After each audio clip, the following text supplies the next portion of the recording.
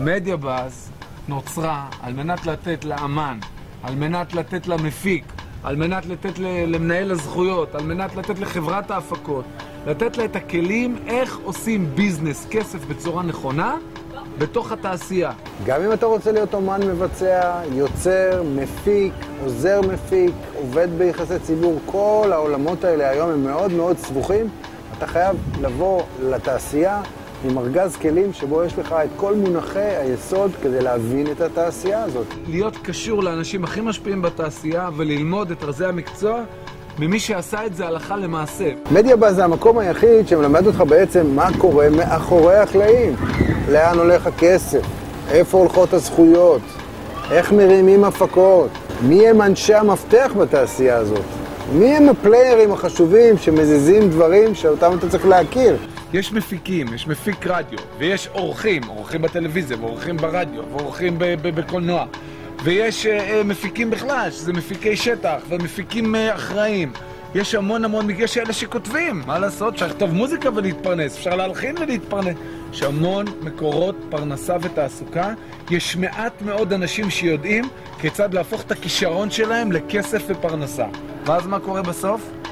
הם מתפרנסים מדברים שהם לא סובלים, ומפספסים את הייעוד ואת ההנאה הכי גדולה של החיים שלהם.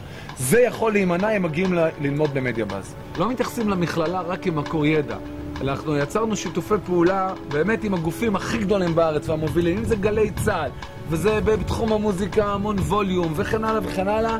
כל תחנות הרדיו המובילות, כל חברות ההפקה המובילות, יצרנו איתם שיתופי פעולה ככה שהתלמידים הלכה למעשה עושים סטאז' אמיתי בתוך הגופים הכי גדולים עם אפשרות להיקלט בתוכם אחר כך. זאת אומרת, גם אם מישהו יושב בבית ואומר אני רוצה לעבוד בתעשייה, נורא מעניין אותי לעשות את ההפקות הגדולות, לעבוד עם האומנים הכי גדולים, לאו דווקא האומן עצמו, זה המקום, כי אנחנו מחברים אותם הלכה למעשה לגופים המובילים ברמת התעשייה ובעבודה בתעשייה במדינת ישראל. חשוב לנו מאוד שהתלמידים שלנו יהיו באמת בתעשייה אחר כך.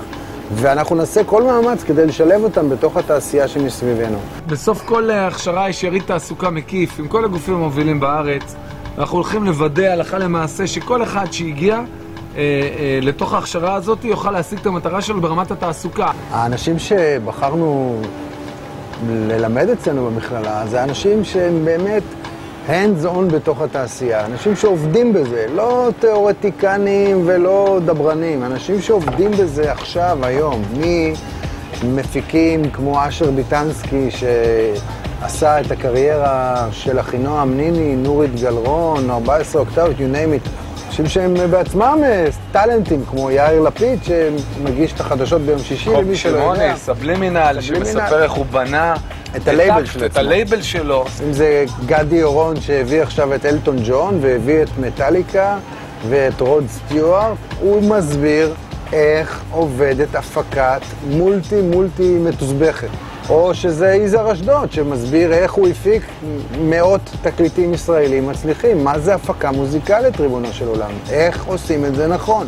יש המון אנשים מוכשרים שאו עובדים בעבודה שלא מתאימה להם, שהם לא רוצים בה, או שהם סתם יושבים בבית עם כל הכישרון העצום שלהם והם לא יודעים מה לעשות. הכישרון שם, הכל בסדר.